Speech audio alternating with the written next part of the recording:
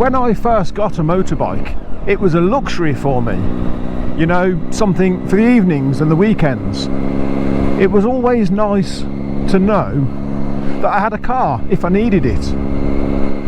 But at the moment, this bike has become my only method of transport.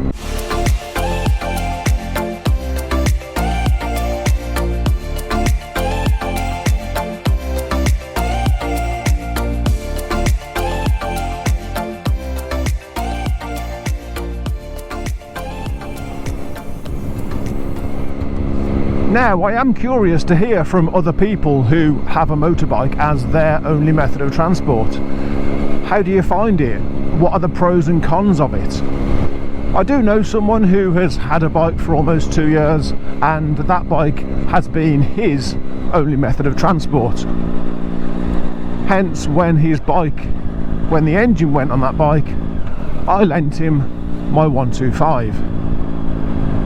But I don't think I've ever gotten to a point where my only method of transport was a bike. I've always had the luxury of having a car as well.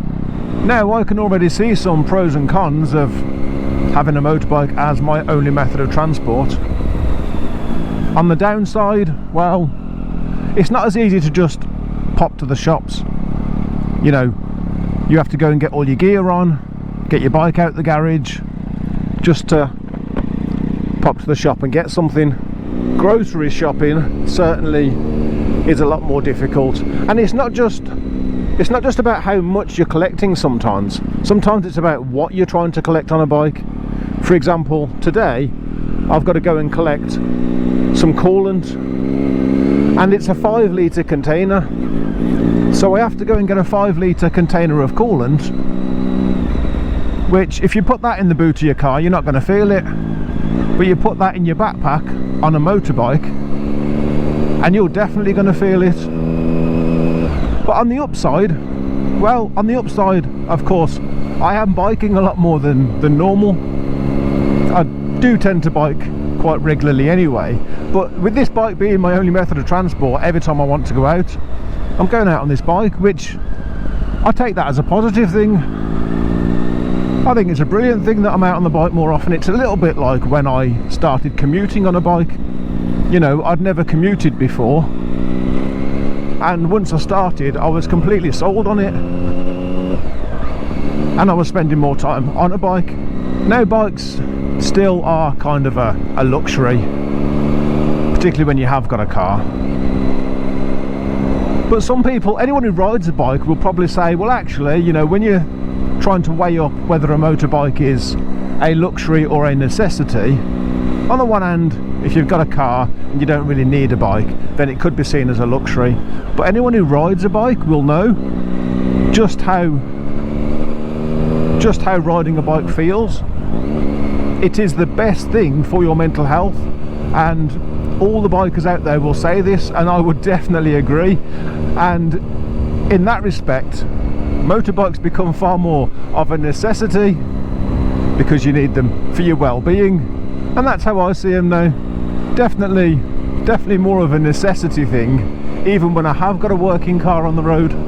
And there are going to be viewers of mine who are sat at home, sat wherever, watching this video, thinking to themselves, come on Pete, how's this your only method of transport? You've got like 5 vehicles.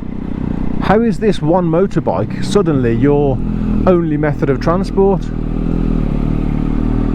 Well, let me explain. So, there's Percy, and Percy, well, Percy hasn't seen the road for a decade, has he? Then there's Lexi. Her head gasket went. Her head gasket was going very, very slowly actually, and then eventually got to a point where the radiator was full of what looked like chocolate milkshake, and every single journey she was overheating. In fact, the last journey she did was she brought my grandson home from the hospital when he was born, but since then she's been off the road. And of course I bought a 306 to drive whilst fixing Lexi. but the 306 won't stop braking long enough for me to actually fix my 106. Which leads me on to the 306, which yet again has broken. It is on my drive in pieces with parts of its coolant system missing whilst I wait for replacements, hence why I'm here to pick up some coolant. And then there's Rafiki, of course. Yeah, Rafiki's not with me at the minute. I lent him out again. I've done this before, done this twice before. This is the third time of me lending out my little 125 to a different friend this time, but all's good, all's well. He will be back, but for now one of my friends has him, so he's not with me, hence everything comes down to you, Lauren.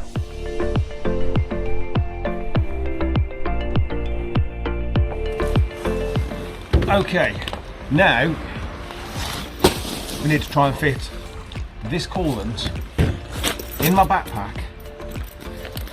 Let's see how this goes. I'm going to feel this.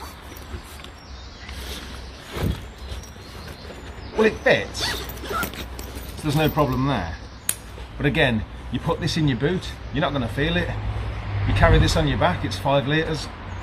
I'm definitely going to feel this one. Now, when I say that I have 5 vehicles, I'm really not saying that to brag. I'm not saying that to flex.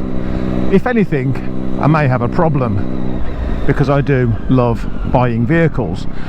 But the point that I was making is that I wasn't expecting to be down to one. Wasn't expecting a motorbike to become my only method of transport.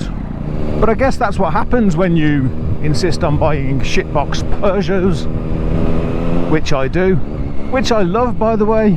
I wouldn't change it. I wouldn't change my Peugeots, you know, even the pain in the arse 306. I do love them. But if you're going to buy 20-year-old shitbox Peugeots, then you should probably be prepared to walk many places or bike many places. But here we are. I have 5 litres of coolant on my back for the 306, which, like I say, is in pieces. And if I was going to go down to one vehicle, I am glad that it's a motorbike. I'm glad it's a motorbike, because I can't imagine myself not biking these days. Still having a motorbike on the road means that, of course, I still get to go to bike night, I still get to take my little pillions with me, and as I say, I cannot imagine nowadays, I cannot imagine not biking. If I had to have one vehicle, I'm glad it's a bike.